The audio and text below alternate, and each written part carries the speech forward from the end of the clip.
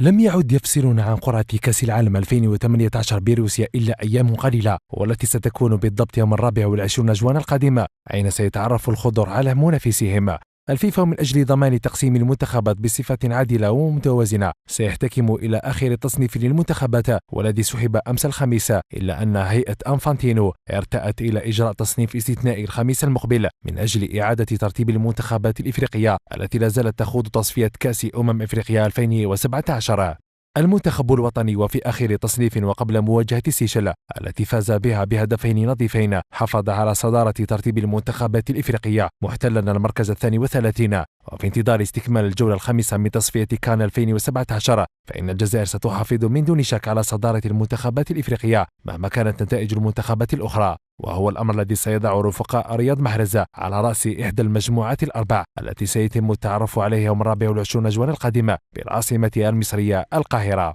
إلى ذلك من المنتظر أن تحافظ منتخبات كوتيفوار، غانا، السنغال ومصر على ترتيبها كأحسن 5 منتخبات إفريقية، الأمر الذي قد يضع الخضر في مواجهة مباشرة مع منتخب الفراعنة في سيناريو مكرر عن تصفية مونديال 2010 في حال لم يتغير التصنيف المقرر الخميس المقبل.